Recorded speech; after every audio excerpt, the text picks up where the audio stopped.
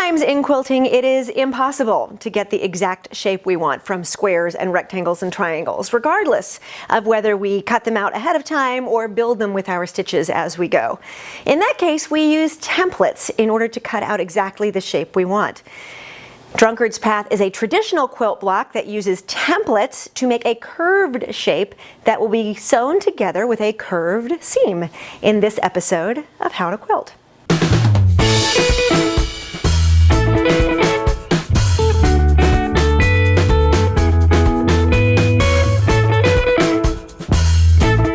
I have watched quilters of vast experience quail before the idea of a curved seam. I think it's because when we sew a seam that has a curved rather than a straight shape to it, the fabric doesn't lie flat at the machine while we're sewing. And there are a lot of us who, when confronted with all that extra fabric, don't entirely know what to do. And so it's easy. There are so many quilt designs in the world, it's easy to avoid curved seams and go for something that doesn't require us to learn a different skill. But the entire purpose of the How to Quilt video series is to build your skills. So I've included a curved seam block in the form of Drunkards Path.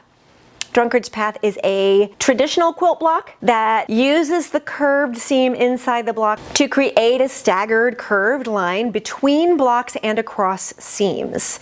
We're using two different sizes of templates to build our Drunkards Path in order to make an asymmetrical block that lets you use all of your colored fabrics in one place and create some really interesting visual effects. Anytime we work with a template in quilting, we're, by definition, taking a predetermined shape and cutting it out of fabric. A lot of templates are designed to work together, and that's the case with Drunkards Path. So I have this larger template that is 6.5 inches square on the corner, and this smaller template that matches up with it. These particular templates are printables, so there are some that you can buy. You can certainly buy a 6.5 inch Drunkards Path template as a clear acrylic ruler and just use that to cut your pieces out. The flexibility of printable templates is really great because it means there are lots of things available to you on the market. One really important thing that you absolutely should do every time you print a template, though, is verify that your printer has put the pieces out at the correct size. Because obviously if the scale of the template is off, then it's not going to come out the same size that we want it to be for our finished quilt. And the measurements on these templates are given both in inches and in millimeters so that you can line it up with a clear acrylic ruler or even a standard school ruler and make sure that they print it correctly. You'll want to set your printer to no scaling or 100% or whatever it is. And then we're going to use paper scissors to cut these out before we cut it from our fabric.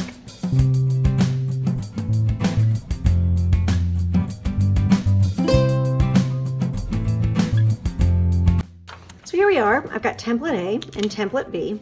And again, they're sized so they line up with one another. And you'll notice that there's this overlap, which of course represents our seam allowance once we put our two templates together.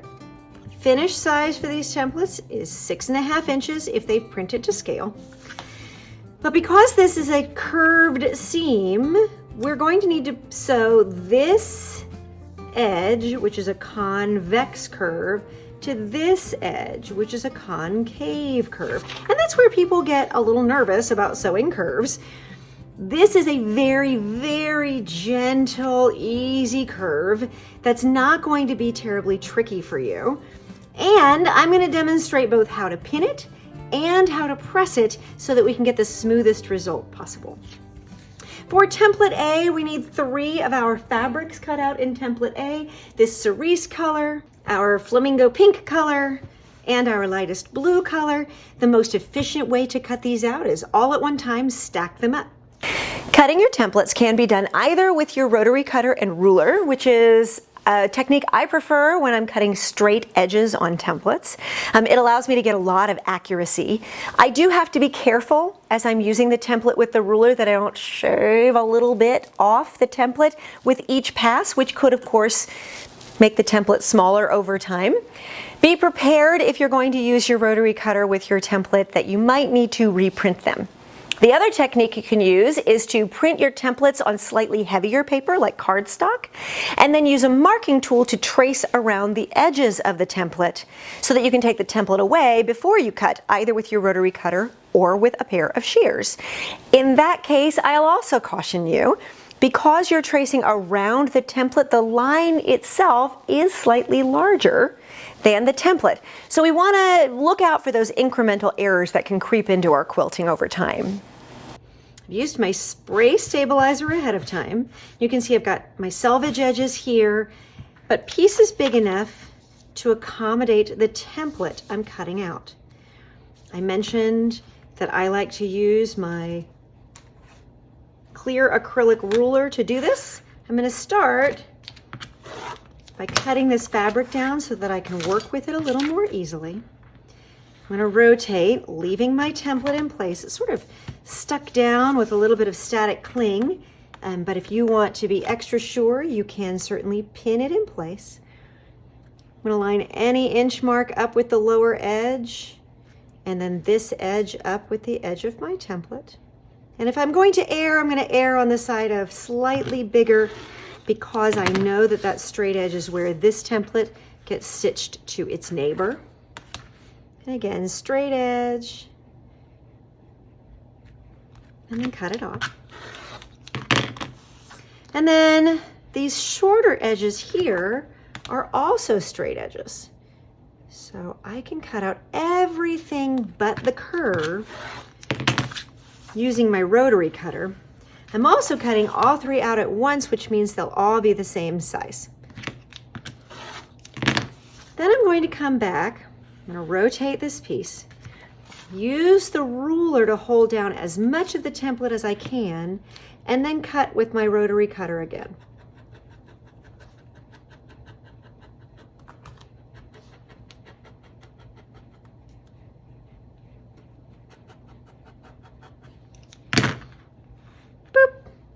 So now I have all three of template A in the fabrics that I need, cut out and ready to go.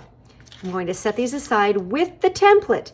You think you'll be able to tell the difference without the label, but hubris has ruined a better quilter than I, so I'm going to pin those on. Now we have these pieces, and it would be so lovely if these were template B, but they can't be because we have to have this seam allowance there. So template B gets stitched from different fabric. I'm going to set these aside to use in a later block because I think they'll be big enough for my foundation paper piecing.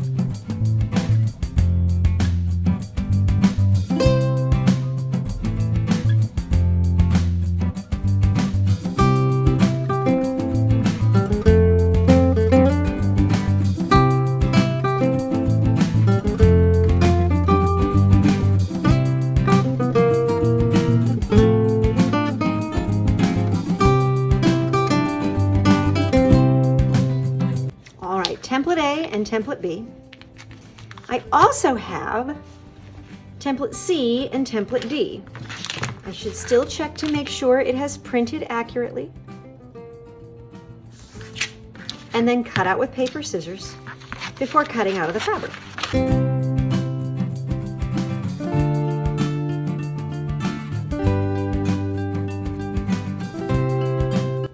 Like template A and template B, template C is 6.5 inches. And then we have this little inset piece with the overlap that represents our seam allowance in order to make our square. But we see less of template D than we do of template B, and that allows us to make a really cool asymmetrical block. This particular quilt block includes templates in two different sizes, A and B, and C and D, which are paired. You'll notice in the templates that the seam allowances are included in each template, so they don't fit together as templates, they only fit together at the seam line. But maybe as you look at this block you think, well, I don't want this asymmetrical layout as in the sample, I want a perfect big circle in the middle. That's fine, just use templates A and B to get one big circle. Or maybe you want a small circle. Just use templates C and D. Because this block, like so many other blocks in the world of quilting, but also in the How to Quilt series sampler quilt, because this block is built on a grid, you have the freedom as the quilt maker, artist, and designer to add or remove different elements depending on your personal style and aesthetic. I'll start with one of template A.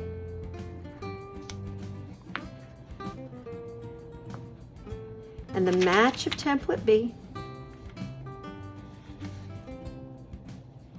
I want to prepare these so that I match the center of this curve with the center of this curve, and then the quarter marks on each so they line up. So I fold this template in half and I smoosh. This is called finger pressing, and it leaves a little mark. I do the same to this template, keeping my edges nice and square, and I've got a little mark. And then I do the same thing from the edge to that mark,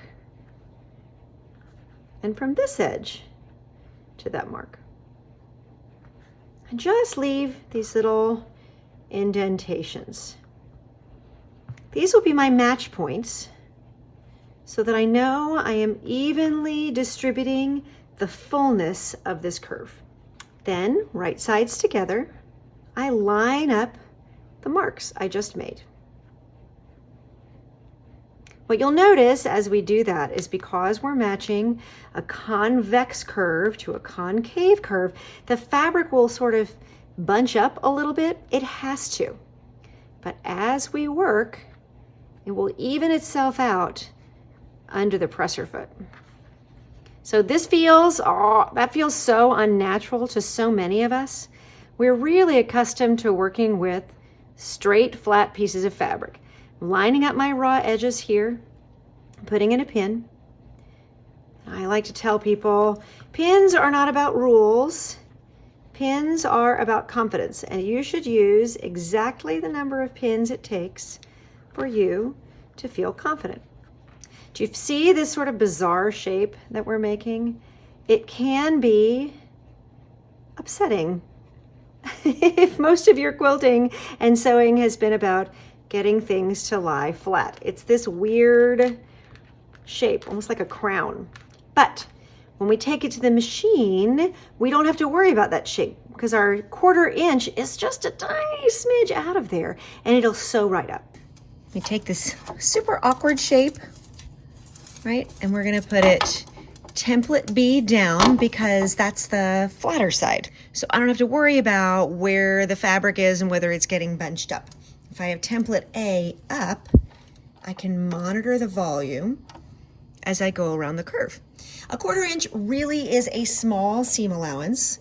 So a lot of the volume is going to be away from the seam allowance anyway. My job is just to manage it as I sew the curve. The other thing I want you to think about is that we're not forcing or pulling the fabric through, we're just guiding it. So this is like driving a car, we're just gonna steer as we go underneath the presser foot. So look here, for example, if I had a 5/8 of an inch seam allowance, that becomes a pleat. At a 1/4 inch, it isn't. And I'm gonna show you a couple of things you can do on the way through to make sure we don't get any pinches or tucks. All right, so I'm gonna set my machine with my needle down. I can see a pinch beginning to form. Remove this pin to release the fabric, and then I can use my fingers to get it to lie flat. It doesn't matter if it's pinched out the back. It only matters if it's pinched at the needle. So I'm staying very close. It really is almost a scant 1/4 inch seam allowance here. And you see how the fullness is off this way, but it isn't under the needle. This is a very gentle curve. But if I get to where I get a pinch and I'm nervous, just move that fullness out of the way. Don't be afraid to manage the fabric, right? You're the boss. Move that fullness out of the way. And I'm not pulling, I'm not stretching. This curved edge is a bias edge, so I want to be mindful of that as I go.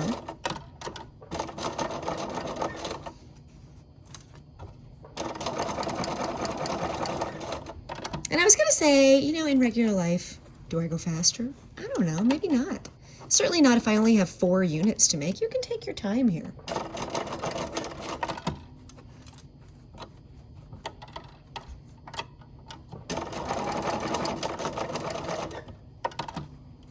keeping that needle down function makes such a big difference in your finished results. At the iron, we take out our pins, which we no longer need. And again, take a peek at that seam allowance and look how small it is because it's such a narrow seam allowance. We don't really have as much of an issue with the volume as you might think. So I open it out and you can see, just like when we finger press, there are some marks from the pins being there. All of that's going to come out of the iron. And this is one of the cases, there are some quilters who don't use any steam ever on any of their sewing. I do tend to use steam, and this is one of the cases where it really pays off. So I'm pressing from the right side, you'll notice, and into that curve, and look how nice and smooth that comes out. Trimming, especially when we only have 4 blocks, 4 quadrants, really becomes a treat almost, to be honest. Taking off any of that excess to make sure that everything fits together neatly. If, as you are cutting your templates, you feel at all concerned that you won't get precise results, you can always add a little extra to the template in order to facilitate trimming. Here's the catch though. I don't want extra here and here on either of these portions. I want extra here because this, when the units are combined, becomes the outer edge of the block. But these have to align with one another to create the illusion of a single continuous seam in the center. So as you're cutting your templates, if you want to place your ruler so that it extends 1/8 of an inch beyond the edge of the template while you're cutting, you can buy yourself a little room to trim here, but still maintain the accuracy of this curve. With this piece finished, it's just a matter of repeating. Template C and D are, they're the same but different, right? Because C is larger, here we'll rotate it so they're aligned the same way. C has a smaller curve for where these two go together, but the assembly is identical. So we make 3 of the AB combination and 1 of the CD combination before we come back and put our quadrants together.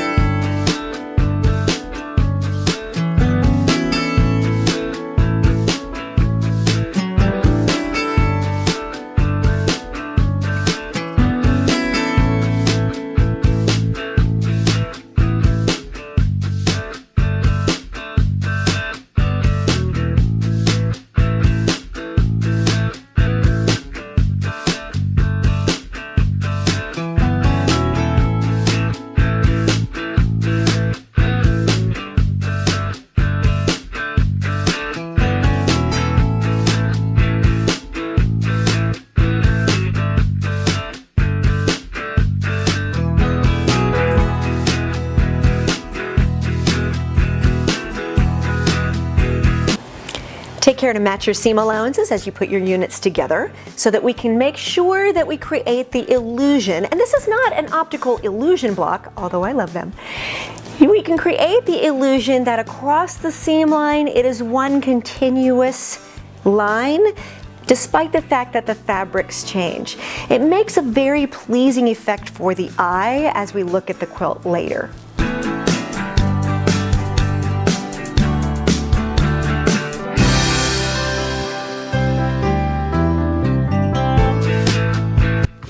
And then the finished result. So because I took care to match my seams every opportunity I get, these 3 quadrants create the illusion that it's a single seam, one circle going around. And this one adds just a little kick of visual interest that takes this very traditional block and makes it feel fresher and more modern. And there it is, that's Drunkards Path. These 4 blocks are larger, which means the curve in the curved seam is very gentle, and that should have made it, hopefully, easy enough for you to sew. But maybe you've realized that this is frustrating for you. You don't enjoy curved seams. There are plenty of quilters who don't. You don't have to make this block. The entire How to Quilt video series is built to grow your skills as you go, but part of growing your skills is recognizing that all of us have likes and dislikes, and there's no obligation. This is your happy place. And so if this particular block proves too challenging for you, set it aside and come back to it later. Later when you're rested, or fed, or in a better mood, or looking for a challenge. If you decide that you ain't never gonna like this block, that's fine too. Because the entire sampler quilt itself is on a grid, you can eliminate any block that you don't like and replace it with a duplicate of a block that you do. Maybe our next template block will be something that appeals to you more. You'll find out when we make Dresden plate in the next episode of How to Quilt.